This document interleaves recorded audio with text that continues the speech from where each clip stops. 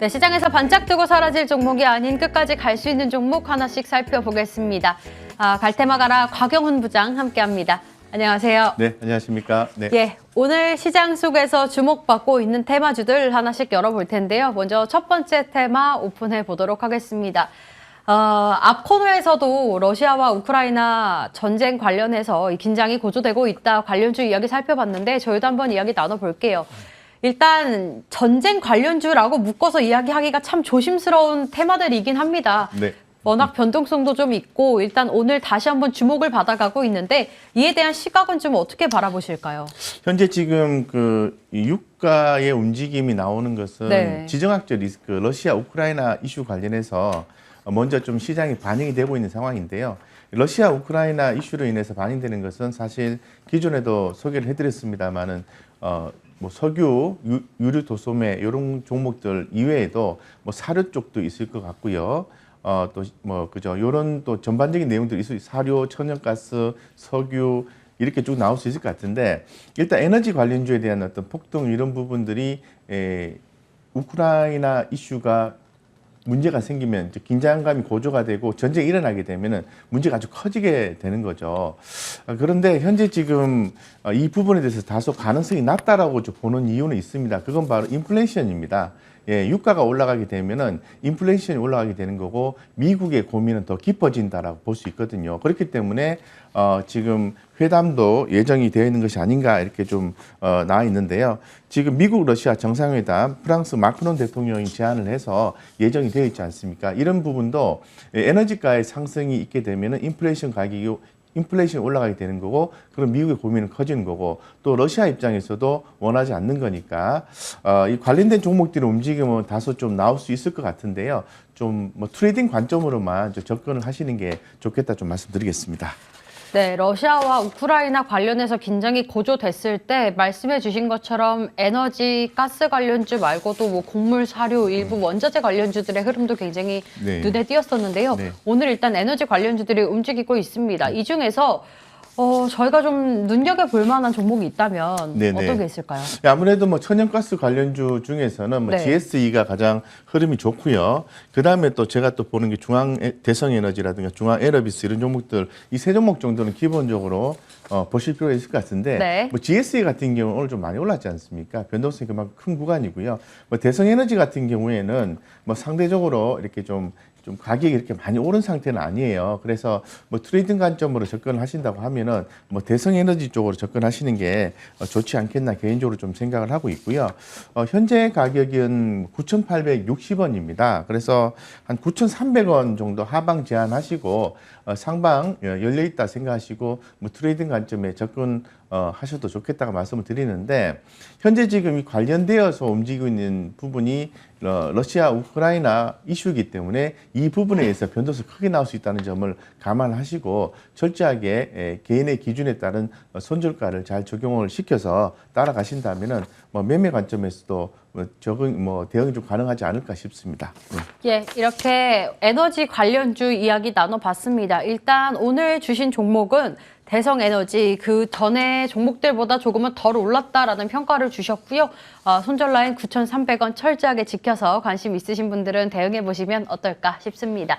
첫 번째 테마 확인해 봤고요. 저희 바로 이어서 두 번째 테마 오픈해 보도록 할게요. 곽 부장의 앞으로 갈 테마 살펴보겠습니다. 원전주 이야기 나눠볼게요. 지난 금요일에 이어서 오늘까지도 주목을 받고 있는 종목들 중 하나입니다. 일단 크게 놓고 보자면 대선 정책 관련주로도 엮여 있고요. 네, 네. 탈원전에 대한 이야기는 꾸준히 들려오는데 저희가 어디에 좀 포커스를 잡아봐야 될지 잘 모르겠어요. 큰 흐름을 보셔야 되겠죠. 그리고 원전 관련된 종목은 계속해서 주목을 네. 하셔야 됩니다. 그 이유가 지난번에도 한번 소개를 해드렸습니다만은 유럽연합에서 원전 관련주가 좀 강세가 일부 나왔던 적이 있었는데요.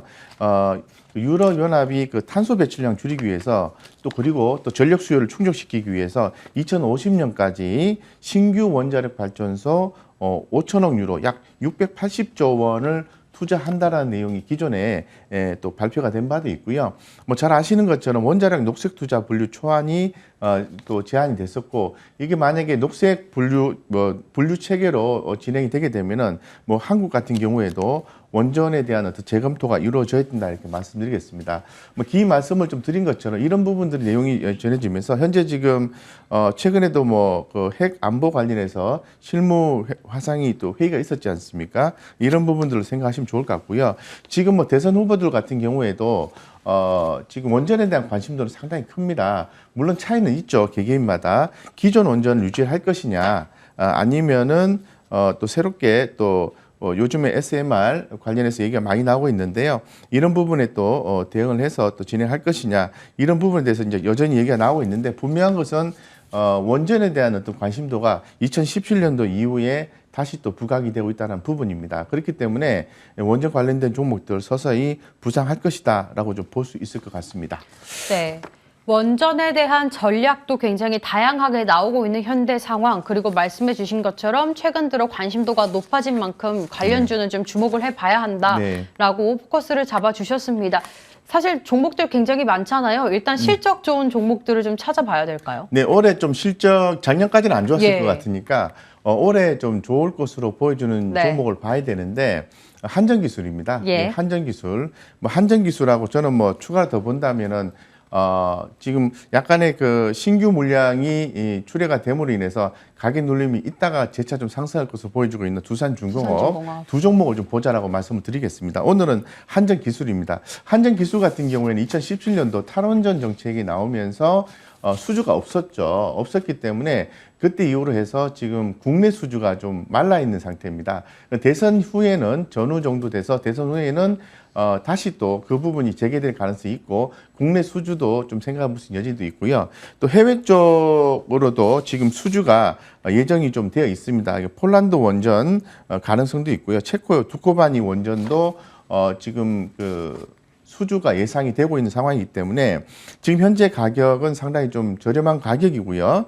올해 2022년 매출액과 영업이익 이런 부분 전년도 대비해서 큰 폭으로 증가할 걸 보고 있는데 특히나 더 영업이익 부분에서는 전년 대비해서 211% 정도 증가할 것이다라는 증권사의 보고서도 있습니다. 이런 부분들을 참고해 보았을 때는 한전기술 지금 좀 관심 있게 보셔도 좋지 않을까 싶고요. 지금 차트 흐름 좀 보고 좀 말씀을 좀 드리겠습니다. 지금 제가 차트 좀 표시를 해놨는데요.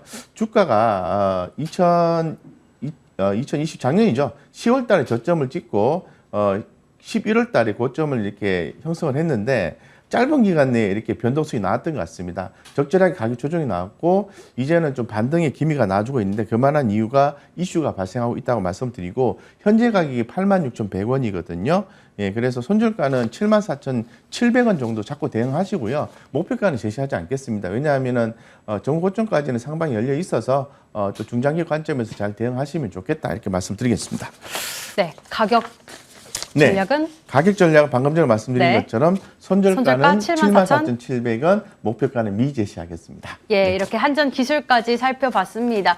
원전 관련해서도 최근 관심 있으신 분들 많이 계실 텐데 참고해서 대응해 보시길 바랄게요.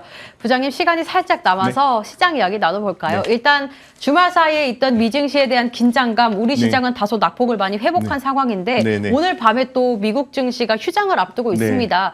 변동성이 예상되기는 합니다만 시장에 대한 전략 코멘트 주신다면요. 시장은 전주에 이제 미국 시장이 빠졌던 이유는 그 러시아의 어떤 침공설에 대한 어떤 확정적인 어떤 생각을 하고 있는 것 같아요. 그래서 그 부분이 반영이 된 걸로 볼 수 있을 것 같고요.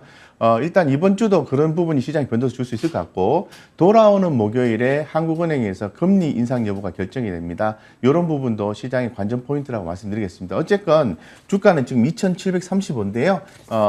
2,830 정도까지 상방 열어놓고 하방은 2,650 정도 잡으시고요. 2,650에서 2,830 정도 잡으시고 변동성에 대응하시면 될 것 같고 적극적인 투자보다는 관망이 필요하고요. 약간 짧게 치는 트레이딩 전략이 더 유효하겠다 이렇게 말씀드리겠습니다. 네, 최근 들어 말씀해 주시는 게 다 단기적인 대응을 해야 한다라고 이야기를 주고 계십니다. 곽 부장님도 그런 관점에서 이야기 주셨고요. 시장에 대한 전략과 함께 저희 여기서 함께 인사드리도록 할게요. 시청해 주신 여러분 고맙습니다.